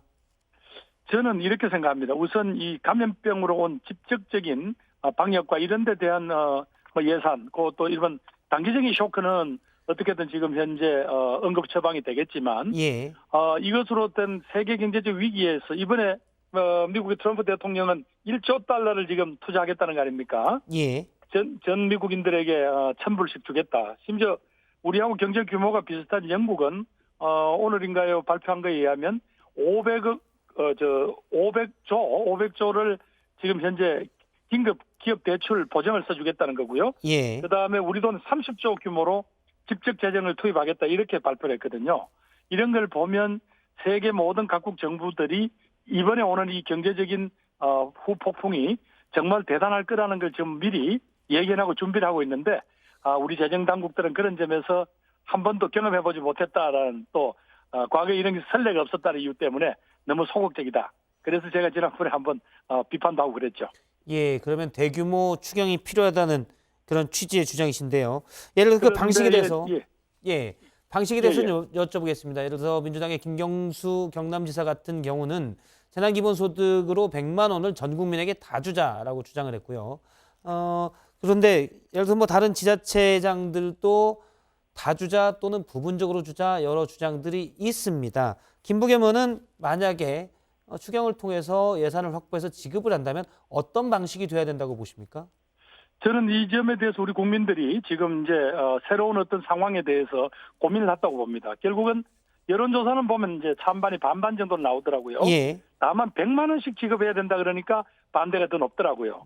그러면 국민들 생각에는 적정 규모의 재난기본소득은 한번 우리가 고려할 만하다 이런 정도에 와 있는 것 같습니다. 예. 그러나 아까 그 기자분들이 말씀하신 대로 결국은 국민들이 공감하고 사회적 합의가 있어야 왜냐하면 이게 지속 가능한 모델이 되려면 그런 정도로 국민들이 납득을 해야 되지 않겠습니까? 그래서 이번에 이제 코로나19 사태 추경안에는 직접 지원하는 방식이 몇 가지 들어갔잖아요. 예. 그래서 이걸 가지고 대구 경북에서 이번에 한번 모범 사례를 만들어 보고 거기에서 그 경험을 기초로 해서 재난기본소득 논의가 활발하게 진행됐으면 좋겠습니다. 예, 사실 이제 일부에서 그냥 전 국민을 다 주자라고 얘기했던 부분은 누구는 주고 누구는 안 주는 걸 어느 기준에서 나눌 것인가가 너무 복잡하기 때문에 또 그래서 그 기준을 행정비용이 나누다가 많이 사회적 들죠. 갈등이 예. 커질 수가 있기 때문에 네, 그런 네. 주장을 했던 거거든요. 네. 김부겸 의원께서는 그러면 기준을 어떻게 삼아야 된다고 보시나요? 저는 기본적으로 재난 기본소득 성격을 지원을 한다면 우선 현금으로 취약계층에게 선별적으로 지원하는 게 우선은 시작할 만한 일이다. 그래서 국민 여론의 추이를 가지고 사회적으로 어려울 때는 이렇게 모두 다 서로 부조를 하는 게 옳구나라는 그런 합의를 이끌어내는 것, 그게 예. 이제 급하다고 보고요. 그런 점에서 지금 총선을 앞두고 있기 때문에 서로 조심스럽지만 총선 이후에는 적극적으로 우리 재정을 통해서 이 어려운 경제 난국을 타개할 그런 준비를 저는 해야 한다. 그래서 2차 추경도 그때쯤에는 여야가 모두 함께 고민해야 된다. 이런 생각을 가지고 있습니다. 예. 뭐 일부에서는 미국 같은 경우는 2주 안에 현금으로 주겠다고 하는데요. 지금 우리 정치권은 총선을 이제 한 달도 안 남기고 있습니다. 20대 국회는 5월 말까지 임기지만 사실 4월 총선이 끝나면 현재 국회의원들이 뭐 본회의를 열어서 추경을 의결하기는 쉽지 않을 것 같고요. 21대가 시작되려면 좀 남았는데 너무 늦게 되는 것 아니냐라는 지적도 있습니다. 어떻게 보시나요? 글쎄 의원들은 어차피 공인입니다. 이번 선거가 끝난다 하더라도 의원들이 자기 임기 내에 예. 국민의 대표자로서 이런 진지한 논의와 토론을 주도해 주시고요. 거기서 결정을 낸다면 국민들도 저는 납득할 거라고 봅니다. 그래서 이 언제까지 21대 임기 개시하고 하면 또 다른 정치 요인까지 여기에다가 개입이 돼버리면 사실은 시간을 짐작할 수도 없잖아요. 예. 그건 너무 황당한 판단인 것 같습니다. 저는 사실은 지금 대단한 위기의 초입이다. 저는 그렇게 생각하고 있습니다. 알겠습니다. 여기까지 말씀 듣도록 하겠습니다. 대구 네, 감사합니다. 경북 쪽에서 특히 확진자가 많아서 걱정이 많으실 텐데 오늘 말씀 고맙습니다. 네, 감사합니다. 예, 김부겸 의원의 얘기를 들어봤습니다. 가장 먼저 추경을 주장을 했었고 또 지금 2차 추경도 강력하게 요구를 하고 있습니다. 일단 야당 미래통합당 입장은 어떻습니까? 재난 기본소득 관련해서 미래통합당 일단은 부정적입니다. 심재철 원내대표는 최근 한마디로 4.15 총선용 현금 살표다 이렇게 비판을 했는데요. 그런데 최근 또 경기가 워낙 주식이 계속 떨어지고 경기 침체 위기가 닥치자 최근 분위기는 약간 바뀌었습니다. 어제 황교안 대표는 한 언론과의 인터뷰에서 해볼 수도 있지만 어떻게 할 것인지와 때가 중요하다. 여건이 성숙하면 생각은 해볼 수 있겠다. 이렇게 말하기도 했습니다. 일단 재정이 투입돼야 된다는 거에 대해서는 미래통합당에서도 동의를 하고 있다 이렇게 볼 수 있겠군요. 네. 그 방식에 대해서 이제 논의를 해야 될 것 같고요. 오늘 문재인 대통령이 각 경제 주체들 그러니까 뭐 이른바 사측이라고 얘기하는 경제단체 또 노측이라고 하는 노총들과 이 간담회를 가졌죠. 원탁회를 했다고 하는데 어떤 얘기들을 나눴습니까? 네, 그렇습니다. 먼저 문재인 대통령은 코로나19 사태에 따른 경제 피해와 관련해서 전 세계가 함께 겪는 문제라 경제 위기가 장기화될 가능성이 크다 이렇게 밝혔습니다. 그러면서 보건위기와 경제 위기가 한꺼번에 우리를 위협하고 있다고 진단을 했는데요. 문 대통령은 또 이른바 경제 중대본 역할을 할 비상경제회의를 직접 주재하고 대응해 나가겠다면서 정부의 힘만으로는 부족하다. 경제의 핵심 주체들이 연대와 협력의 힘으로 위기 극복의 주역이 되기를 간곡히 당부드린다. 이렇게 말을 했습니다. 오늘 회의에는 평소 입장이 많이 달랐던 민노총과 한국노총 위원장이 모두 참석해서 눈길을 끌었습니다. 예, 앞서 언급한 대로 이제 총선이 한 달도 안 남아서 정치권은 사실 이 부분 가지고도 서로 논란이 됩니다. 그런데 총선을 앞두고 보통 여야가 서로를 비판하거나 서로의 선명성을 부각시키는데 지금은 여야 모두 당내 갈등들이 좀 큰 것 같아요. 또 개정선거법에 의해서 준연동형으로 비례대표를 뽑다 보니 이 부분을 두고 논란이 많은데요. 일단 미래한국당부터 좀 보겠습니다. 비례대표 명부가 자매정당의 어떻게 보면 언니나 형이라고 할 수 있는 미래통합당 뜻대로 안 됐다 해서 논란이 됐는데 다시 심사해서 의결하기로 이렇게 결정을 냈다고요? 네, 오늘 오후 미래한국당 최고위원회가 있었는데요. 이 자리에서 이 비례대표 후보자 명단 그리고 순번 일부를 조정하기로 결정을 했습니다. 당선 안정권인 20번 이하 명단을 손볼 예정이라고 하고요. 정운천 최고위원은 적어도 5명 이상을 다시 심사해서 의결하도록 하겠다라고 밝혔습니다. 그런데 당 내에서는 이 상위 순번 가운데 8명 정도가 부적격한 인사다라는 얘기도 나오고 있습니다. 원래 이제 미래한국당의 비례대표 순번은 공병호 공천관리위원장이 사실은 많이 의견을 낸 것으로 본인도 얘기를 했는데요. 원래 입장은 1명 정도만 교체가 가능하다 이랬었는데 입장을 좀 바꾼 건가요? 네, 최고위원들이 적극적으로 좀 설득을 하니까 공 위원장도 좀 입장을 좀 수그러뜨렸다 이렇게 알려졌습니다. 공관위는 최고위 직후에 순번 조정 작업에 착수를 했는데요. 부적격 인사들은 명단에서 아예 빼거나 후순위로 재배치하는 계획입니다. 빈자리는 미래통합당 영입인재들이 채울 것으로 예상이 되는데요. 통합당 영입인재 가운데 20번대 이내, 그러니까 당선권 이내 순번은 17번을 받은 전선미 변호사 1명뿐이었습니다. 예, 실컷 영입인재다라고 했지만 당선권에는 딱 한 명만 비례대표로 이제 배치를 했었군요. 근데 저희가 이제 부적격 인사라고 하는데 그건 저희가 판단할 일은 아닌 것 같고요. 그거는 미래통합당과 미래한국당 쪽에서 서로 얘기하는 부분인데 누구가 거론이 되고 있습니까? 일단 11번을 배정받은 권혜영 전 자유한국당 전남도당위원장이 거론됩니다. 미래한국당 광주 전남 당원들이 직접 나서서 지명 철회를 요구했는데요. 권 후보가 취업을 미끄러 돈을 받았다가 고발을 당하자 이를 되돌려준 적이 있고 전남대 등에서 교수로 근무했다는 경력도 위조했다는 사실이 지역 언론에 보도가 됐었다는 겁니다. 확실한 당선권인 5번에 배치가 된 김정현 변호사는 순번 조정이 불가피하다는 이야기가 나오는데요. 로스쿨을 졸업한 후 변호사 경력이 아직 1년도 채 안 되는 데다가 이렇다 할 경력이나 다른 성과가 없었기 때문입니다. 그리고 8번에 배치된 유튜버 우원재 씨도 구독자가 11만여 명으로 이 시사 관련 유튜버 중에서는 눈에 띄는 인물은 아니었다. 이런 평가가 많았습니다. 예, 좀 신혜원 반장이 얘기를 했는데 이게 사실이라면 부적격이 많네요. 취업을 미끼로 돈을 받았다가 이를 11번 배정받은 권혜영 전 자유한국당 전남도당위원장입니다. 취업을 미끼로 돈을 받았다가 고발을 하니까 이를 되돌려줬다. 이 정도면 사실은 비례대표 앞순위 11번이라면 당선권으로 보고 있는 순위 아닙니까? 네, 그렇습니다. 자유한국당이 아니죠. 예. 네, 일단 미래한국당에서는 한 20번 정도까지는 당선권이라고 본다라고 하면서 그때도 이제 20번 안쪽 후순위 그거 가지고 또 논란이 됐었잖아요. 근데 11번이면 굉장히 앞순위이기 때문에 아무래도 좀 더 논란이 커질 것으로 보입니다. 일단 미래통합당에서 의혹을 가지고 영입한 윤주경 전 독립기념관장은 21번에 배정이 됐었죠. 훨씬 앞번호가 이렇게 됐었군요. 예.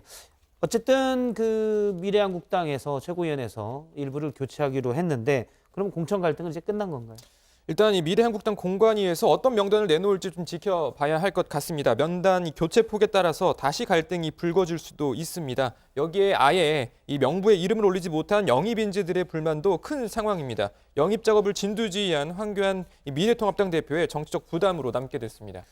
일단 황교안 대표는 또 본인의 지역구 선거도 뛰어야 되는데 이른바 자매정당과의 갈등도 조율을 해야 되기 때문에 이것저것 부담이 좀 많을 것 같습니다. 그러면 지금부터는 민주당을 좀 보겠습니다. 민주당도 논란이 되고 있습니다. 민주당의 4.15 총선용 비례대표 정당이 공식 출범하는데요. 당명이 더불어시민당. 그러니까 민주당만의 당은 아닙니다. 여러 정치 세력, 다른 당과의 연합을 통해서 나가는 비례당인데 이름이 더불어시민당으로 결정이 됐네요. 네, 이 더불어민주당이 플랫폼 정당, 그러니까 연합해서 하겠다는 공간을 제공하는 그런 플랫폼이라고 볼 수 있는데요. 시민을 위하여와 함께 구성한 비례대표용 범여권형 연합정당 이름이 말씀하신 것처럼 더불어시민당입니다. 오늘 공식 출범을 했고요. 당명을 더불어시민당으로 바꾸고 본격적인 공천 작업에 들어가겠다고 밝혔습니다. 시민을 위하여 우희종 최백은 공동대표 오늘 기자회견을 열었는데요. 아직 동참이 불분명한 정당이 있다. 이 마지막까지 함께하지 않은 정당의 빈자리는 여전히 비우고 기다리고 있지만 시간이 없어서 먼저 동참한 정당만으로 출발할 수밖에 없다라고 말했는데요. 사실상 정의당을 겨냥한 이야기일 겁니다. 공백이 생긴 만큼 시민사회 영입이 필요하다라면서 오늘부터 공모 또 영입에 들어가겠다고 밝혔는데요. 관련 설명 들어보시죠. 비례 후보 순번은 그러니까 이제 민주당이 이제 후순위로 배치하는 거는 일단 합의가 됐고요.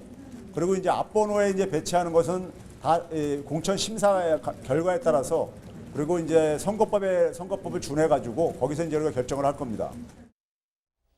네, 그리고 비례대표 투표용지의 앞번호를 받기 위해서는 이 현역 의원이 필요하잖아요. 예, 의석수대로 나오니까요. 한국당 같은 경우에서는 미래통합당에서 이제 불출마하는 의원들이 이제 미래한국당으로 가 있는 상태인데 그러다 보니까 민주당에서 이 현역 의원 꺼주기에 대한 얘기도 나오긴 나왔습니다. 그러니까 민주당에서 출마하지 않는 의원들을 대상으로 의사를 타진하고 있다라고 설명했습니다. 네, 총선 후 당선자들과 연합정당의 거취에 대해서는 일단 당선자들은 각 당으로 복귀를 하고 정당 소속이 아닌 분들은 더불어시민당에 남거나 무소속으로 가거나 개인들이 판단에 맡기겠다 이렇게 설명을 했습니다. 다만 비례대표 승계 문제가 있기 때문에 21대 국회 기간에는 더불어 시민당이라는 구조물은 그대로 유지하겠다 이렇게 설명을 했습니다. 총선 후에 당선자들이 다시 정당으로 복귀할 수 있다라고 한다면 정말 총선용 정당이 되는군요. 그러니까 표만 노린 정당이 되게 되는데, 자, 정의당은 어떻습니까? 정의당은 여기에 참여 안 한다고 계속 밝혔는데 입장이 변했나요? 변한 건 없는 거죠? 네, 그렇습니다. 정의당 심상정 대표 이야기 직접 들어보시죠. 비례위성정당은 위헌정당이고 위성정당이며 가짜정당입니다. 국민의 표를 도둑질하는 그런 꼼수 정치에 정의당이 몸을 담을 수는 없습니다. 거대 양당이 지금 추진하고 있는 비례위성정당은 저는 국민들의 혹독한 평가를 받을 것이다. 그렇게 생각합니다. 자, 원내는 또 민생당도 있습니다. 예전에 바른미래당, 그다음에 뭐 민주평화당 등이 합당한 당인데요. 민생당은 여기에 참여합니까? 결정을 오늘 뭐 논의를 한다고 하는데 결정이 어떻게 났습니까? 오늘 뭐 논의를 하긴 했는데요. 뭐 결론이 났다라고 봐야 할지는 모르겠습니다. 일단 이 민생당 참여 여부 놓고 오늘 정면 충돌했고, 이 바른미래당계와 대한신당 그리고 민주평화당계가 충돌을 한 겁니다.